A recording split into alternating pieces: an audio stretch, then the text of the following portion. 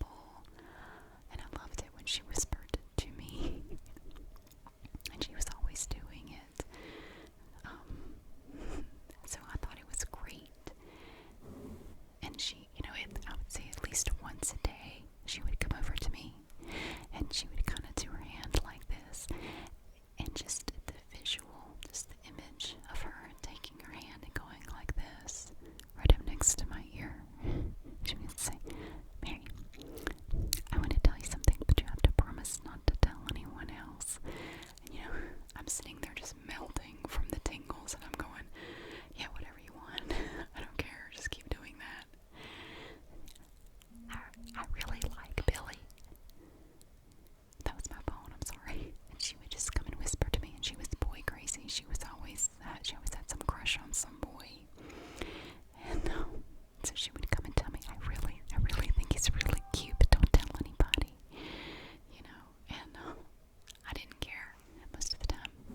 I wasn't really listening to what she actually said. So her secret was safe with me because I actually had no idea what it was. So she loved telling me secrets because I would never tell on her. I would never spread this secret. But she was a big fan of whispering very close to my ear, coming up and telling me all of her deep, dark secrets. And she would tell me things about TV shows that she watched that she wasn't supposed to watch.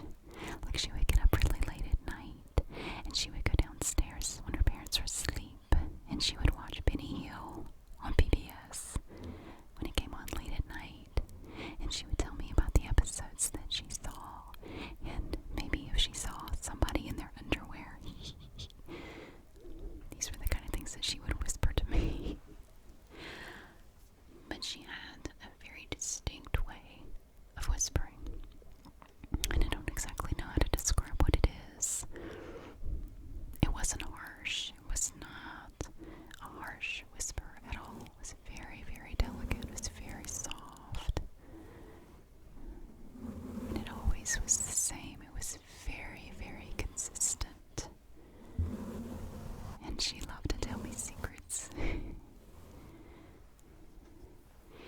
I really liked it when she would whisper secrets in my ear when we were inside. Sometimes she would do it when we were out on the playground. And it wasn't the same because you had all this ambient noise around you, wind blowing in the leaves, and there was always a lot of extra noise, and it kind of messed up the ASMR. Of course, back then it didn't have a name. I mean, this was back in, the late 70s, early 80s. It didn't have a name. But when we were inside, I loved it when she would whisper in my ear inside because it was just, I could focus so much more on it, and the tingles were so much better. It was fantastic. So, I have to thank her for that. I would thank her in person, but I actually have no idea what happened to her after we graduated from high school. She was one of these people that she just kind of disappeared, and I really don't know where she went or what happened to her. So, anyway, wherever she is, I hope she's doing well. And I keep the spirit of her whisper alive in my videos. It's been really dreary here for the last 2 days. It has rained nonstop for 2 days. It's agony. It's pouring down rain outside right now. Earlier my lights flickered a little bit, and I hope it doesn't do that again. We've had no lightning or thunder, but we're under a flood watch right now because we have just gotten so much rain. It's awful. But that's okay. At least it washed all that pollen out of the air. As far as my house, the house process is going, everything is going well. I am going to buy the house, not the one with all the problems. I'm actually going to buy one of the other houses that I looked at, the one with the attic that you could actually walk up into, where it had the stairs. They're not the pull-down stairs. It just has a permanent set of stairs up to the attic. I'm going to buy that house. I made an offer on it, and the seller accepted my first offer. He didn't even make a counter offer. He accepted it right off the bat. Like within a few hours of my realtor talking to his realtor, he accepted it.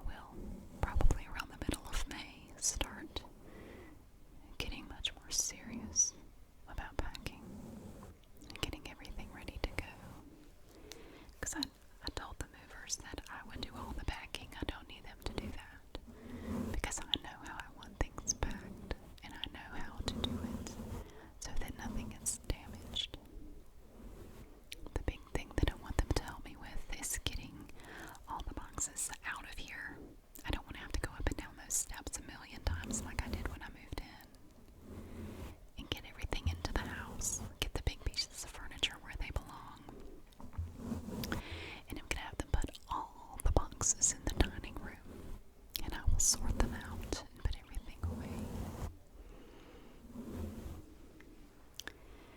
And that's coming up. Of course, it's not even the end of April yet, so I have a little bit of time before I have to start getting really serious about packing. I am collecting boxes, though. I'm collecting paper boxes from work. I've put in a request for 20 boxes. I already have probably 10 or 12 here already. And I've put in a request with the mailroom guys for 20 more. I think that will about do it. And I have lots of plastic totes to put clothes and shoes and stuff in. So, my life is going to get pretty crazy here in a little bit. Give me about less than a month, and I'm really going to have to start seriously packing. I've been going through clothes and stuff in the closets, and I've been getting rid of all kinds of stuff. Anything that I can take to Goodwill, I've been taking it to Goodwill. I'm going to go through my eBay inventory, and anything that hasn't sold in a while, I'm going to get rid of that as well. It's just that much less to have to move. So it's very exciting. I'm very happy with the house. They're going to do the home inspection the first week of May. I don't anticipate any problems, but if there are problems, we will deal with them. This is a much better maintained house than the other one I was going to buy. It's really cute too. I love it. Obviously for privacy reasons, I can't show you the outside, but I love it. It is the cutest little house. I love the way it looks. It's so cool. I'm very happy with it. So, I hope that wherever you are, that the weather is beautiful and the sun is shining, and you've not been constantly bombarded with rain, unless you're in a drought and you need the rain. Then I hope it's raining. I would send you some if